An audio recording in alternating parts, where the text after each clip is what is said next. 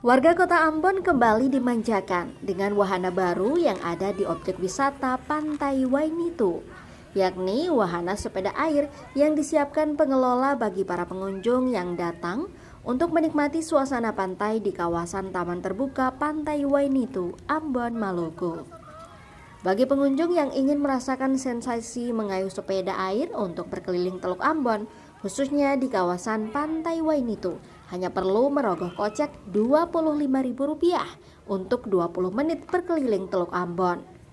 Jika ingin mengayuh selama 1 jam, maka pengunjung harus membayar Rp75.000. Untuk menjaga keamanan, pengelola memfasilitasi penyewa dengan pelampung bagi mereka yang tidak bisa berenang serta anak-anak. Kalau kapasitas 2 orang, satu besar satu kecil. Kalau yang badan besar memang cukup 1 orang aja. Kalau untuk sekarang ini masih beroperasi sore. Tapi nanti mau pagi juga ada. Tiap hari?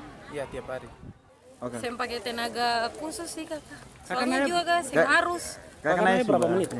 20 menit. Ini baru pertama kali. Wahana sepeda air yang dibuka sejak awal Agustus lalu saat ini menjadi primadona baru bagi warga Ambon yang ingin merasakan sensasinya. Yahya Lating, Kompas TV, Ambon, Maluku.